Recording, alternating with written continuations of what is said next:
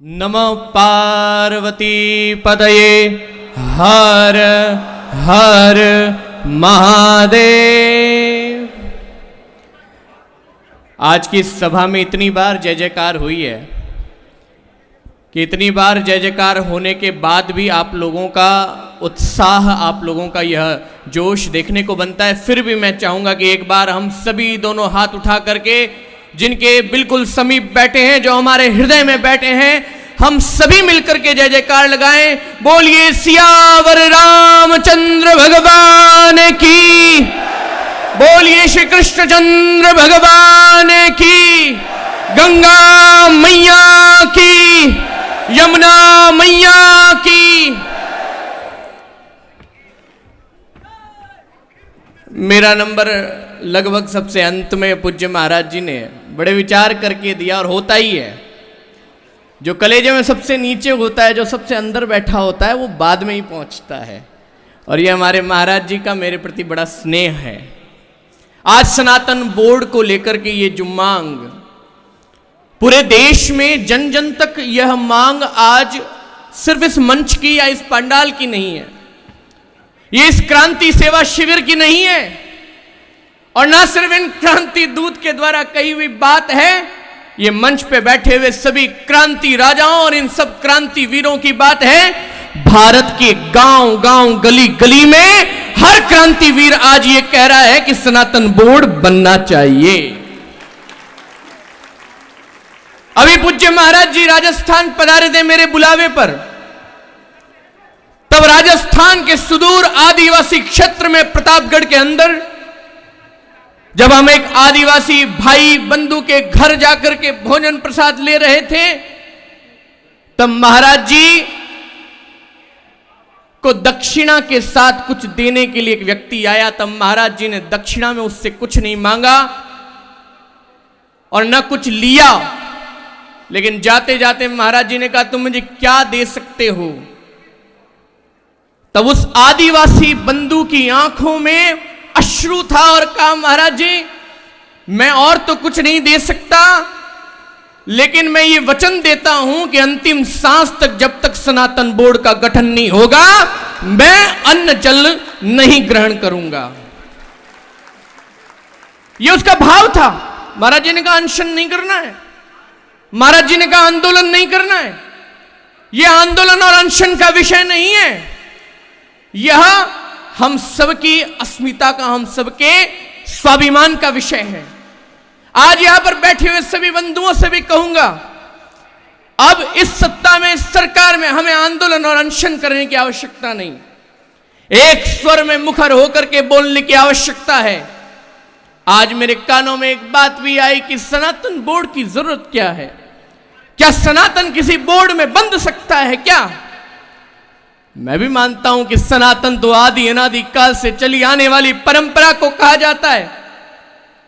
सनातन तो it's age of our legacy, हमारी परंपरा की आयु है। सनातन धर्म जब शब्द जुड़ता है तब धार्यति धर्म, what I have to do, what I don't have to do. If we know the difference between two lines, अगर हम जानते हैं कि क्या मुझे करना है, क्या मुझे नहीं करना है, इसका अंतर पता है, तो ये आने वाली चली आ रही परंपरा from beginning to till now where I am addressing, जो मैं अभी आपको संबोधित कर रहा हूं, तब से लेके आज तक हमारे ऋषियों की परंपरा में क्या हमको करना है, क्या हमको नहीं करने की परंपरा को सनातन धर्म कहा जाता है। अब आज इसी सनातन धर्म का एक सेवक होने के नाते, सन्यासी होने के नाते मैं आपको पूछता हूं, क्या हमें करना है? एक साथ बोलिए, हमें क्या चाहिए? हमें क्या चाहिए और क्या हमें नहीं चाहिए? क्या हमें नहीं चाहिए? ये सनातन बोर्ड की बात है। अब मैं उन लोगों को जवाब देना चाहता हूं जो कहते हैं कि बोर्ड की कहां जरूरत है, सनातन किसी बोर्ड में बंध नहीं सकता। मैं भी मानता हूं, स्वीकार करता हूं, सनातन किसी बोर्ड में नहीं बन सकता। लेकिन एक छोटा सा उदाहरण दूंगा, ढंग से सुनना, कान खोल के, क्योंकि हिंदुओं की आदत है जल्दी सो जाने की। आज आपको कान खोल के इस उदाहरण को सुनना और उदाहरण के माध्यम से सब समझ जाना है। एक राजा था, उस राजा के पास एक ऐसा बकरा था जो कभी कितना भी चारा खिला दो उसका पेट नहीं भरता था। तभी आज ये धर्माचार्य और संत महापुरुष पधारे हैं, ऐसे कोई गुरु उनके वहां आए और उन गुरु के सामने ये चिंता व्यक्त की, हमारे पास जो बकरा है वो इस पूरे राज्य का सारा चारा खा गया, फिर भी उसका पेट नहीं भरता, महाराज कुछ तो उपाय करो। तब महाराज ने कहा एक दिन के लिए मेरे पास छोड़ दो। एक दिन के लिए महाराज ने बकरे को अपने पास रखा, हाथ में एक डंडा लिया और अपने सेवक को कहा चारे का एक हिस्सा ला करके इसके सामने रखो। बकरा ज्यों ही चारे में मुंह डालता, महाराज डंडे से उसके मुख पर एक प्रहार देते हैं। 2-4 बार 5 बार बकरे ने प्रयास किया, बाद में बकरे को समझ आ गया कि ज्यों ही चारा खाने का प्रयास करूंगा डंडा तो, अब वो बकरा चारे की तरफ देखना बंद कर दिया। महाराज लेकर के गए राजा के पास, हाथ में वही डंडा था और राजा को कहा जो बकरा कभी खिलाए जाने पर भी पेट नहीं भरता था, आज इस बकरे को आप चारा डाल करके देखिए। राजा ने चारा डाला, ध्यान से सुनना, सब समझ आ जाएगा आपको, सारा खेल समझ आ जाएगा कि सनातन बोर्ड क्यों चाहिए। राजा ने चारा डाला, बकरे की नजर तो उस डंडे के ऊपर थी, बकरा चारे में मुख ही नहीं डाले। राजा कहने लगा महाराज आपसे बड़ा तो कोई साधु मैंने दुनिया में नहीं देखा, जो पूरे राज्य का चारा खा गया, वो बकरा एक रात में कैसे सुधर गया।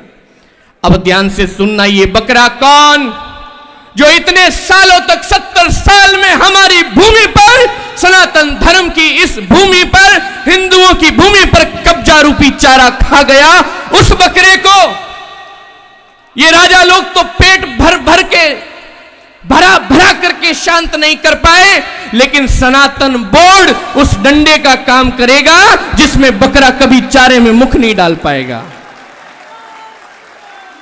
मैं बस सिद्धांतिक बात करूंगा विजय भाई और माने हमारे महाराज जी, पूज्य महाराज जी, मैं इधर उधर की बात नहीं करूंगा, सिद्धांत, क्योंकि हमारे बाल संत ने ऐसी वैसी बातें कही है। हमारे पास जब एक बाल संत ऐसा बोल सकता है तो सोच लीजिए इस सनातन धर्म में। कल ही रात्रि में निरंजनी पीठाधीश्वर कैलाशानंद गिरी जी ने कहा था भारत में 2 करोड़ सन्यासी हैं।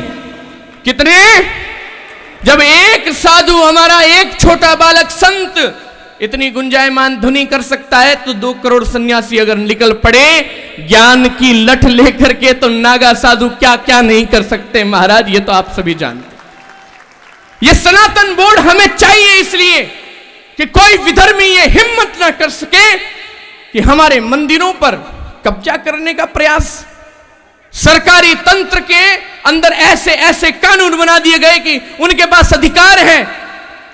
अब ये कानून और आर्टिकल में कहां लिखा, लेकिन सुना है कि आर्टिकल 35A के तहत ये लोग हमारे मंदिरों पर अधिग्रहण कर सकते हैं, मंदिरों को सरकारी नियंत्रण में ला सकते हैं।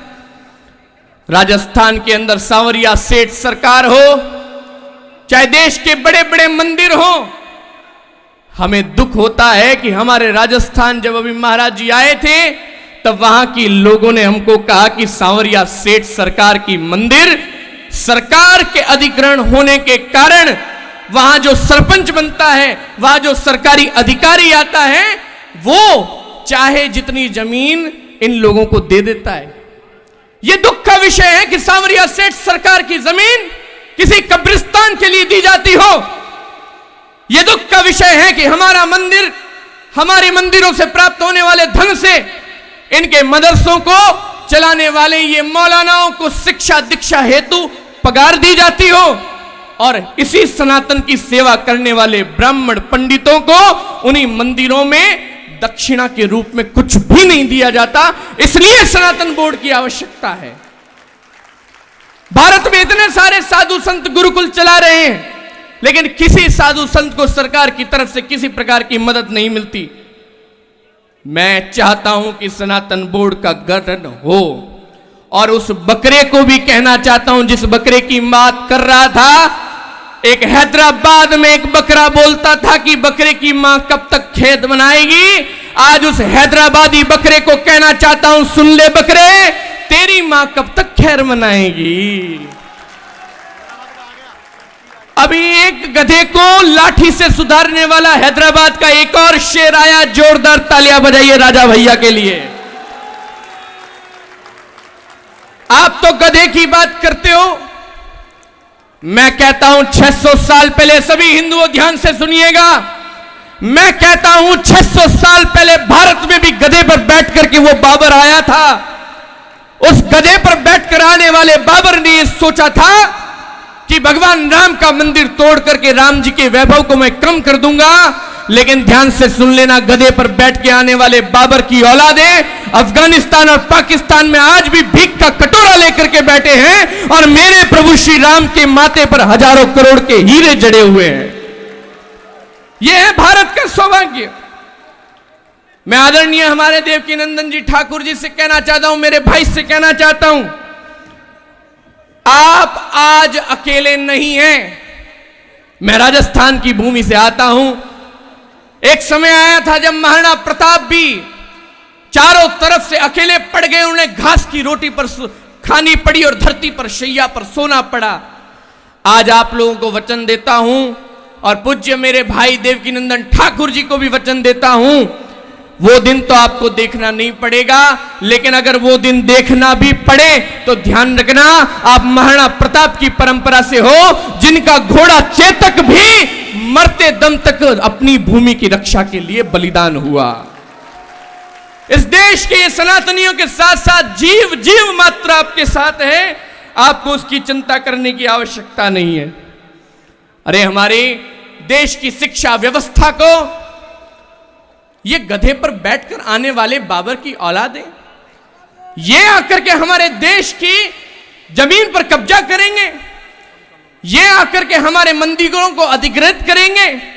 आज यहां से स्पष्ट कहना चाहता हूं, सरकार 30A के तहत, 30A आर्टिकल के तहत सरकार जो भी शिक्षा व्यवस्था में माइनॉरिटी और मेजॉरिटी के बीच में भेद प्रकट कर रही है, मैं इसके भेद को खत्म करने की मांग भी सनातन बोर्ड के तहत करता हूं। और इसी गुंजायमान ध्वनि के साथ दोनों हाथ उठा करके बोलेंगे, जय जय श्री राम, जय जय श्री राम।